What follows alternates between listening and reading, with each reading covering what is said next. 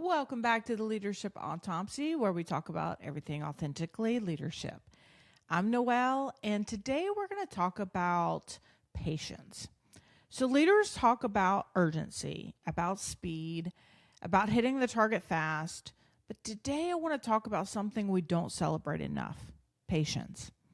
Not passive patience, not wait and see patience, but I'm talking about the kind of patience that protects your people, strengthens your organization, and ultimately delivers results that actually stick. Because sometimes the fastest way to fail is to rush to success. This is the moment I finally stopped, listened, and adjusted. We delivered the fastest, most sustainable implementation in our company history at the time when we were doing an acquisition. Sometimes the most powerful leadership move isn't acceleration, it's the courage to hit pause.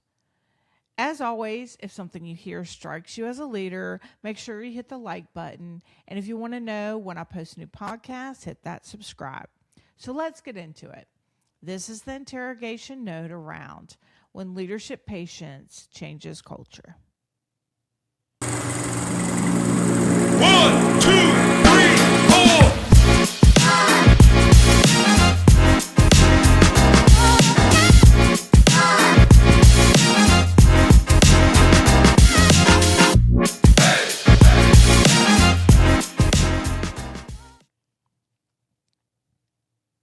So years ago, I was leading an acquisition team. My responsibility was to integrate a newly acquired site into our mother company's culture, systems, processes, and work processes. That was all the elements that I was responsible for. The plan was segmented over 24 months, and that was kind of the standard timeline when we would do acquisitions with this company. About 8 to 9 months into our implementation, I started hearing something from my implementation team that made me pause. People were extremely stressed, not because they were resisting change as my thought, but because they didn't understand the new processes. They were stressed because they were afraid of making mistakes. So some weren't very confident that they fully understood the procedures. Some felt communication had gaps. Some felt the rollout was happening faster than they could really absorb. And you got to remember, with any kind of change that is moving in your organization, kind of that change management piece, you got to think about what is the amount of change that your organization can absorb at a certain time. So I listened to this for months. And finally, I took it to my immediate leader, who was the senior plant manager at the time. And he looked at me and he said something, it just resonates with me today. He said, Noelle, he said, you control the plan. If you think the plan needs to be adjusted, then adjust it. If you feel the plan is too aggressive, then modify it. And it was such a simple statement, but it cracked something open for me in my way of thinking. So that brought me kind of to my light bulb moment as we were going through this process. Growing up, I remember hearing or seeing a plaque that said, patience is virtue. It's a virtue. I really never understood what that meant. Patience is a virtue. What does that freaking mean? But in that moment, when he said that and I reflected, it finally clicked for me. I wasn't there to push information out. I wasn't there to hit a corporate timeline just because it existed. I was there to implement processes that would stick. Processes that wouldn't need to be re-implemented in 6 months later. Because that was one of my biggest pet peeves going into this was I want to build a team and a program process that when we did this, somebody wasn't going to have to come behind us and re-implement. And if the plan wasn't serving the people at the time who had to live with it, then the plan needed to be changed. So that's when I had my reset moment. I went back to my immediate implementation team and we had a very open, honest discussion around the feedback that we were hearing. First, we wanted to determine whether there was, if this was just normal change resistance. Anytime you go through a change, you're going to have some change resistance.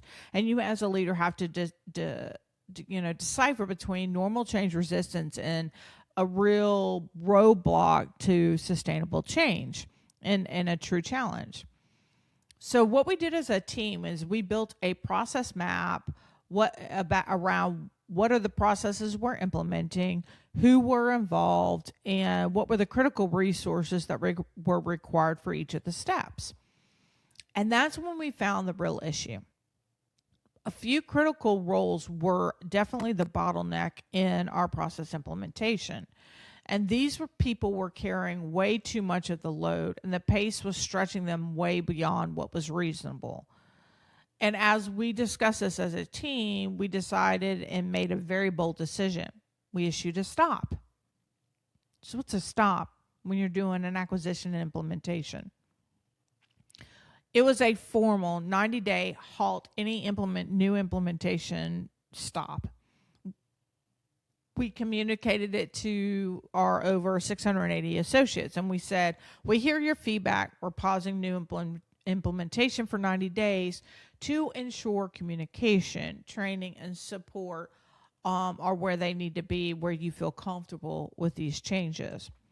And the reaction was very overwhelmingly positive because people could see our goal wasn't speed, it was sustainability. And especially when you think about any change, and if you're going through an acquisition, it's the same thing. It's around sustainable change, right? So during that stop period, we said we're going to stop, and we're not going to not just do anything, but we're going to define during that period what did we need to do to build a better base for what we had already implemented. And so we rebuilt our plan. We built a cross-functional implementation roadmap where it wasn't just siloed, like I have this process, you have that process. It was, let me go through all of the processes that are going out at the same period of time and see how they kind of mesh and overlap with each other. And we, from that, built clear timelines on what was reasonable. We had resource maps. When we built those road maps, we identified who were the critical resources that if this person isn't engaged or is feeling whatever overwhelmed, that this would be a bad for the process implementation. And so we made sure to overlap that on our process map. So that was way we had very good visibility into how the processes were overlapped and where our bottlenecks were in terms of resources. And additionally, we implemented a gate review process with our senior leadership team. And during that gate process with the senior leadership team, we really thought about like the change elements in terms of implementing that change. What are the things that I needed to make sure that we were good on in terms of, providing good direction, building competencies, giving people enough time, and reinforcing the behaviors we were looking for in those processes. And one additional crucial element I would say that we implemented was we decided to start doing pulse surveys every 3 months. They were very targeted and tied directly to what we had just implemented. A lot of companies have annual engagement surveys, which are great, in their own right. But when you're going through a big change, the problem is that it doesn't give you the quick enough feedback to make adjustments. And so we need a real-time feedback. And so we started doing that with pulse surveys that were a lot more condensed in terms of the questions and very targeted to like what we had just implemented. The outcome of those adjustments that we made during this implementation, we ended up completing our full implementation in 18 months, which was 6 months faster than any of the acquisitions within the company at the time. And again, we were a very large company that I worked for at the time. But more importantly, the processes were sustainable. So it wasn't just checking the box on implementation. We were able to, through this, we were measuring sustainability of each of these processes, and they were sticking. They worked, and they didn't require rework. And that's when I really truly learned the meaning of patience is virtue. And so, how does this roll over? I'm like, whenever you learn something as a leader, you want to make sure to absorb that and apply that in the future. And so, my lesson from that event was I had an incident or a situation several years later where I led a plant through some critical EH&S changes. And we had a corporate timeline that was being pushed to the facility that was very aggressive. And in my mind, it was too aggressive based off the experience that I had just gone through. But this time I knew better. I didn't say no. I said, here's what I think is reasonable and why I want to extend the timeline. Here's what I'm committing to in the interim. Here's how we'll ensure sustainment. And the senior leadership supported it. And it was because I brought in data and I said, I still want to be accountable for this. But let me tell you why I want to, let me give you some information and validation of why I want to extend this. And if you want more check-ins or whatever, I'm willing to do that. But this is what I truly believe. If we're going to be sustainable, we need to extend this. And that's when, again, it reinforced that because patience wasn't about slowing down, and they saw that. It was about protecting the integrity of the change. So when you think about patience, patience really is a leadership tool, and it's not talked about in a lot of platforms or other leadership discussions that you see on like YouTube and other platforms. But it's something that is super important to think about as a leader. And here's what patience looks like in practice. It's about listening early, right? Stress shows up long before failure does. So how do you get that information of your organization to know when can I move faster? When can I move slower? Because patience isn't always about moving slower. If you have that right pulse on your organization, you might be able to move faster in certain areas. So it's about listening early to be able to make those adjustments. It's about checking for the bottlenecks. Capacity, a lot of times, issues and capacity issues can masquerade as resistance. And the important thing is to understand that, resistance isn't necessarily about people not wanting to get on board. Sometimes it's that they don't have all of the elements needed to be able to do what you're asking to do. So when you sit down and think about what your bottleneck is, you need to really think through truly why is that the bottleneck. And pause when needed. A strategic stop builds trust, not weakness. And I do this often, when I'm going through my annual goals with my team. We go through our strategy sessions every year. We build out what the elements with a roadmap of the items that we want to implement during the year. And, and definitely within 6 months after the goals are set, we sit down and we talk about them. How are we progressing in this area? What are the challenges? What are the barriers? Is there anything new that's come in? And we make adjustments because that's what the pause or, a pulse is. It's, getting that input so that you can get that feedback, because feedback during change is the oxygen to make sure you're making the right decisions. And mapping resources. Not every single resource, like that map would probably be really crazy, right? But think about when you're thinking about a change, how do I decide who are the critical resources that if they're not committed or have the time to commit, that this project will fail or this change will fail. And those are the ones that you want to make sure that you're mapping. And so that way you can say that if I map those resources, then I can balance and adjust my plans to make sure that the sustainable change is, valid and has good visibility of who's responsible and that we're giving them the support that's needed. And I would say, again, adjustment is key. Adjustment without ego. I know it's hard when you might say, hey, I think I can get this done in 3 months, and it ends up taking 6 months. It's okay, though, sometimes if your long term plan and you have good valid data on why you extended that and it's for sustainability. Remember, you guys control the plan as leaders, not the other way around.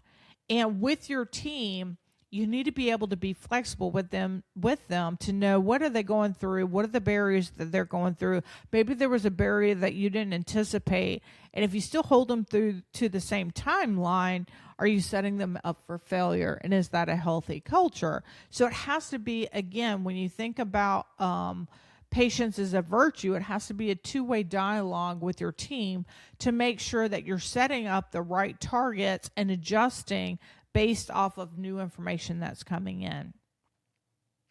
So in closing, as leaders, I would say we're always pressed to hit timelines. But timelines don't necessarily guarantee sustainment. And patience is not passive. Patience isn't slow, but patience is strategic. So as a leader, it's important to understand the tempo of your organization, and patience helps you to set that tempo and know when to adjust your plans to be successful. Because your job is to ask, how do I reach the target in a sustainable way based off of business needs and the culture I'm leading? Again, I'm going to say that again because I think that's important. It's about how do I reach that target in a sustainable way based off business needs and the culture I'm leading. If you go too fast or too slow, you potentially have additional unintended consequences. If you keep the pulse of your organization, at whatever method that you decide to use. I used a pulse survey during an acquisition because of the amount of people that I had, but you might do it in a different way. You got to be able to be willing to adjust your plan. And that's super important versus just sticking with the plan no matter what. And having those checkpoints and building those checkpoints in. That's how you build trust in an organization. You see a lot of podcasts around, how is trust built? And you can come up with 18 different leadership behaviors. I haven't seen one that talks about patience. And I think patience is a critical way of how you build trust. Don't push people when it's just pushing an agenda. You need to think about what's the intent and be very clear on what that intent is, because that's how you build longevity.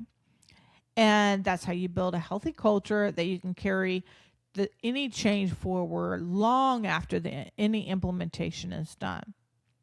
So tell me, as a leader, when have you encountered similar situations and how did you attack this issue? Because I want people to remember that this platform is a sharing platform for leaders so that we can pay forward to help other leaders not only be successful as leaders, but to build mentally healthy work environments. So that's the verdict. Stay curious, stay honest, and keep investigating. And this is Leadership Autopsy, Authentically Noel. 1, 2,